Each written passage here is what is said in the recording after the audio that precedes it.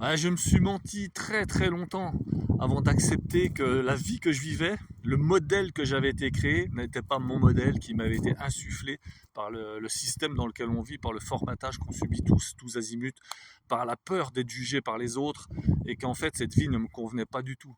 J'en ai essuyé des messages de mon corps, vraiment des trucs dramatiques. J'ai failli mourir. Aujourd'hui, je devrais être en fauteuil roulant ou être mort avec les pathologies que j'ai eues et les douleurs que j'ai pu avoir, et j'ai vraiment touché le fond, quoi.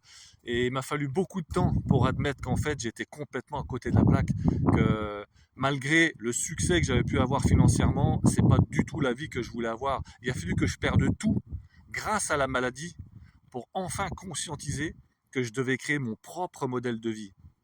Donc voilà, je te pose la question, ça fait combien de temps que tu te mens? Combien de temps que tu passes à être dans le déni, à vivre une vie qui n'est pas la vie que tu vas avoir, à faire tous les jours quelque chose que tu n'aimes pas, à côtoyer des gens que tu n'aimes pas, dans un modèle que tu n'as pas choisi. Pose-toi vraiment ces questions-là. Est-ce que la vie que tu as aujourd'hui est vraiment la vie que tu as toujours rêvé d'avoir? Je sais très bien que la grande majorité des gens qui regardent vont dire ben non, mais, et on va tous se trouver des excuses plus que des raisons. Mais au fond de toi, si tu réfléchis vraiment, sincèrement, que tu t'aimes assez pour vraiment te respecter, tu vas découvrir qu'il y a plein de solutions. Je ne vais pas te donner ma solution miracle ou une solution miracle, il n'y en a pas. À chacun de trouver la sienne. C'est un chemin personnel, un cheminement qui dure toute notre vie. Parfois c'est long, parfois ça n'arrive jamais, mais quand ça arrive, c'est énorme. C'est tellement énorme que tu te demandes comment tu as pu résister aussi longtemps, être malade, côtoyer tous ces gens que je disais, vivre une vie qui n'était pas ta vie. Et voilà, je voulais juste attirer ton attention là-dessus. C'est très important de comprendre à un moment donné que tu dois te poser, analyser les choses au fond de toi et te dire voilà, aujourd'hui j'en ai vraiment marre, quoi. Est-ce vraiment la vie que j'ai envie d'avoir? Si tu es en couple, parle-en avec ton mec ou ta nana et tu dis voilà, est-ce qu'aujourd'hui, chérie, est-ce qu'aujourd'hui vraiment t'es heureuse, t'es heureux? Est-ce que c'est vraiment ce que tu veux qu'on vive? Bien sûr qu'on a une maison, bien sûr qu'on a des enfants, bien sûr qu'on a une voiture, tu peux avoir tout ce que tu veux. Mais au fond de toi, est-ce que c'est ça que tu veux? Est-ce que c'est vraiment ça que tu veux? Et avoir le courage de prendre ses couilles à pleine paluche, que tu sois un homme ou une femme, et dire écoute, on va tout remettre sur la table, on va changer de vie, parce que c'est plus possible de vivre comme ça. Aujourd'hui, on a besoin d'autre chose, on a besoin d'indépendance, de liberté, de créer notre propre schéma, notre propre format de vie. Pourquoi? Parce que sinon, on va mourir. Parce qu'à un moment donné, les messages que t'envoie le corps, ça va être un accident, une séparation, te faire virer d'un job, une entorse, une tendinite, te casser un membre, péter une dent, avoir des mots répétitifs, qu'importe ce que c'est, mais tu vas avoir des messages comme ça, incessants, qui vont arriver pour te dire que c'est pas la vie que tu dois mener. Et je sais que c'est difficile, je sais qu'on a besoin d'argent dans le système dans lequel on est, mais on n'a pas besoin de tous ces avoirs. On n'a pas besoin de toutes les choses on nous inflige, qu'on nous impose au niveau matériel. Ma période la plus heureuse, et c'est ce que je veux refaire maintenant, c'est quand j'ai vécu en camping-car. Et aujourd'hui, ma vie tient dans moins de 10 mètres carrés. Et quand je regarde le box où il y a mes affaires dedans, je trouve que c'est encore trop. Je me dis, c'est encore trop. Il y a encore trop d'affaires. Il y a encore trop de choses. Je peux encore alléger tout ça. Et voilà. Et je passe mon temps à aller voir des amis, à me déplacer, à voir des gens comme ça. Et je crée ma vie de cette manière-là. Et c'est ça qui est important à comprendre.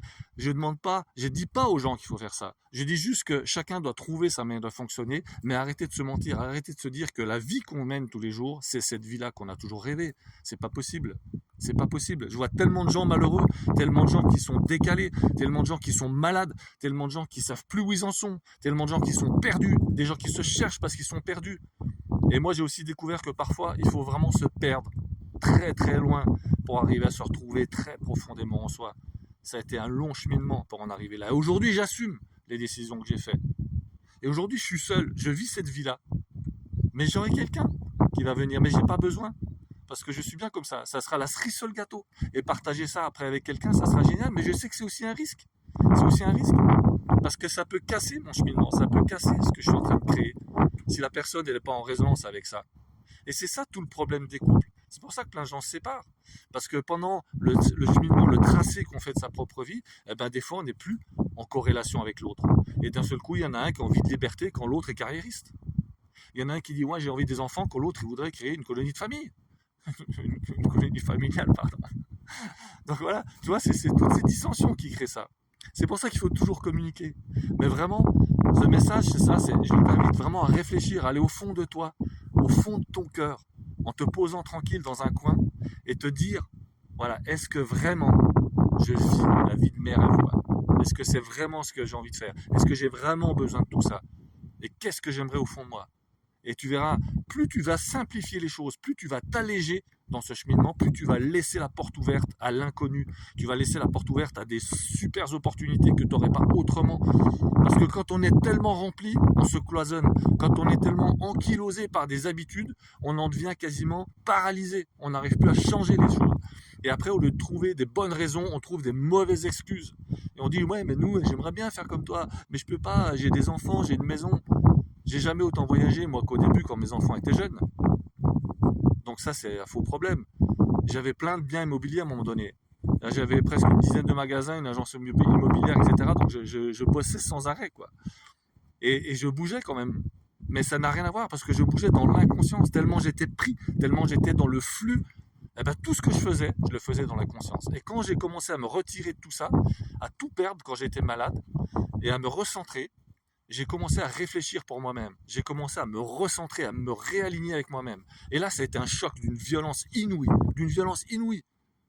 Parce qu'on n'est pas habitué à ça. Il n'y a aucune école qui t'apprend comment tu vas arriver à gérer un flux émotionnel comme ça, comment tu vas arriver à gérer la perte d'être cher. J'ai perdu mon frère, mon père, ma mère, etc.